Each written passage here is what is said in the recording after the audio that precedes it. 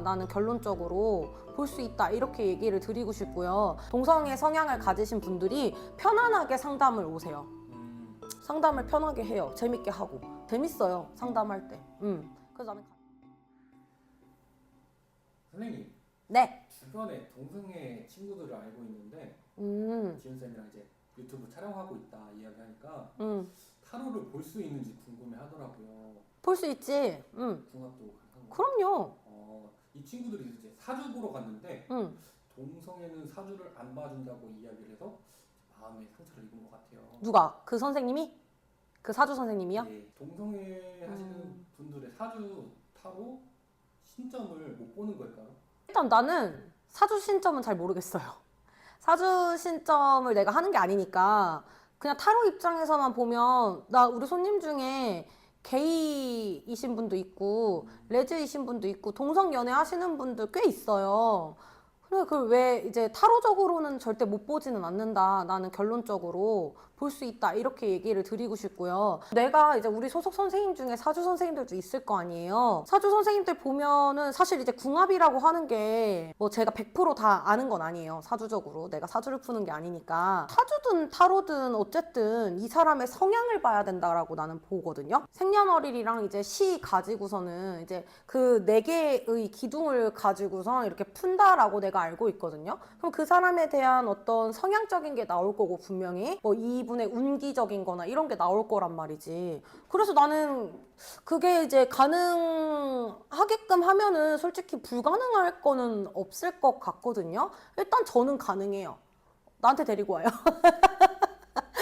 상처 받으셨겠다 싶네요. 저는 그렇게 생각해요. 그분이 개인적으로 싫어하시는 게 아닐까? 사람마다 개인의 차이인 거잖아요. 뭐 물론 내가 동성애자들을 봤을 때 내가 싫다라고 할 수도 있는 거고 나는 나띵이야 상관없어 하시는 분들도 있을 거고 정말? 그러시구나 라고 약간 이제 뭐 호기심으로 출발하실 수도 있는 분도 계실 거고 다양하다고 생각을 하고 있거든요. 누구든 어떤 사람이든 솔직히 그 뭐 이제 우리가 정말 범죄적인 거 그다음에 사기 뭔가 불법적인 거 이런 거 빼고는 그냥 그 사람을 봐야 된다라고 생각을 해요. 어떤 사건적인 거는 빼고 그 사람을 일단 볼 수 있어야 되고 그 사람이랑 상담을 할 수 있어야 된다. 난 좀 이렇게 생각을 하고 출발을 했었거든요. 근데 내가 옛날에 경험한 것 중에 뭐가 있었냐면 내가 이제 실습을 하러 갔었어. 그때 그 당시에 그 교수님네로 실습을 하러 갔는데 그 교수님 말고도 이 교수님이 다른 교수님을 초빙을 해가지고 뭐 일주일에 한 번씩 뭐 이렇게 그룹 수업 같은 거를 했었던 것 같아요. 나도 정확히 그게 무슨 수업인지는 몰랐는데 난 솔직히 그게 아침 너무 일찍 시작을 해가지고 나는 별로 듣고 싶지 않았어. 그 교수님 계속 그 수업을 들으라는 거야. 다른 뭐 분들도 들으니까 너도 들어라 해가지고 싫다 했는데 그 교수님이 듣게끔 거길 날 넣어주신 거야. 내 의지랑은 상관없이. 그래서 이제 거길 들어갔는데 약간 내 느낌이 뭐였냐면 종교 모임 같았단 말이에요. 내가 느껴지기에는. 이게 심리학적으로 풀어나가는 그런 시간이 아니라 뭐 물론 그 심리학자들을 이제 공부를 하게 되면 그 딱 한 사람 프로이트라는 사람에 대해서 좀 연구하는 그런 자리였던 것 같거든요. 그러면서 이제 본인 이야기 뭐 이렇게 다 얘기하시고 뭐 이런 자리였던 것 같아요. 근데 나는 좀 거기에 반발심이 있었어요. 왜 그러냐면 아까도 얘기했지만 약간 종교적으로 풀어가는 느낌이 강했어. 시대상이라는 게 분명히 있어요. 심리학 공부도 그렇고 타로 공부도 마찬가지고 어떤 뭐 사주 공부도 그렇고 약간 그 시대상이라는 게 있어. 특히 주역도 그렇거든요.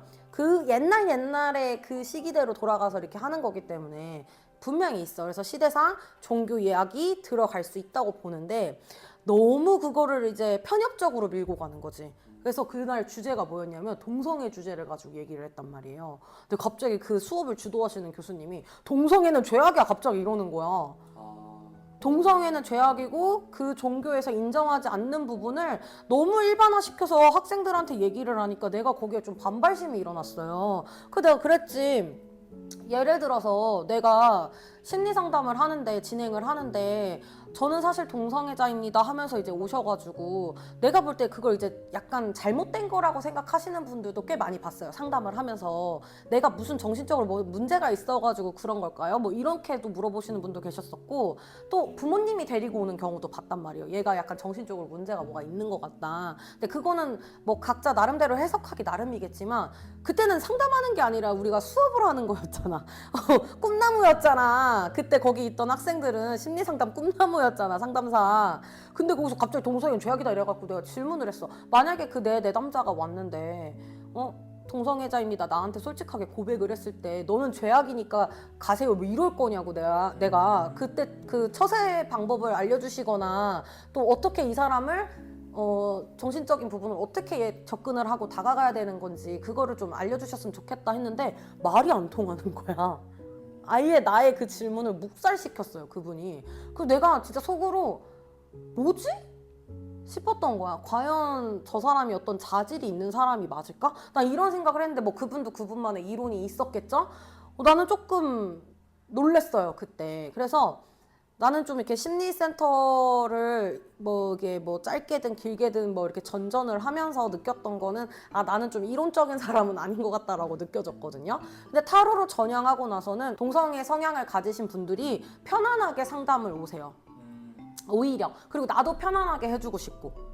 왜냐면 우리는 같은 사람으로서 봐야지 이거를. 그걸 정신병리적으로 보는 게 아니잖아. 타로 상담이 진짜로 정신병리적으로 끌고 가서 임상심리 쪽으로 가서 뭔가 검사를 해가지고 이 사람한테 판단을 내려주고 그게 아닌 거잖아. 그리고 이분들이 궁금한 건 내 정신적인 병리적인 그런 부분이 아니라 진짜 얘와 나의 어떤 연결고리라든지 속마음이라든지 대부분 이런 거거든. 그리고 궁합도 이거예요. 내가 항상 수강생분들한테 말씀드리지만 성향적으로 이 둘이 어떻게 다르고 어떤 부분이 비슷해 보이고 만약에 다르다면 이 두 분이 어떻게 앞으로 가셔야 하는지 그런 조언자 역할을 하는 거지.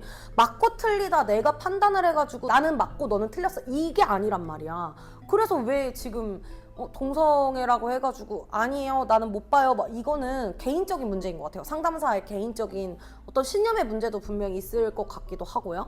똑같이 생각하니까 별로 이상할 게 없어. 그리고 나도 이제 실제 수업을 할 때도 우리 수강생분들한테 얘기를 해요. 왜냐면 아직 그 실전 상담을 안 들어가 보셨기 때문에 임상적인 게 당연히 없으시잖아요. 근데 당황하실 수는 있을 것 같아요. 한 번도 경험이 없으면. 그래서 내가 그런 부분은 말씀을 드려요. 우리는 색안경을 쓰면 안 된다. 법에 어긋나지 않는 한 불법적인 거, 사기적인 거 우리가 그거를 종용할 수는 없잖아요. 그러니까 이제 그런 거는 빼고 동성애적인 부분 이런 부분에 대해서 이제 물어보시는 분들이 간혹 계실 거다. 근데 이제 이런 부분들도 알고는 계셔라. 난 이렇게 얘기를 하거든요. 근데 만약에 본인이 상담사로서 나의 신념에 뭔가 이제 이게 어긋난다라고 생각을 하시면 그분은 안 하시면 되는 거고요. 저 같은 경우는 그런 신념이 없기 때문에 다 똑같은 사람이다 이렇게 생각을 하기 때문에 상담을 편하게 해요. 재밌게 하고.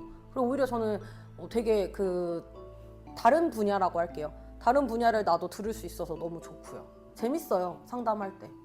그래서 나는 가능하다 이렇게 얘기를 할 수 있을 것 같아요.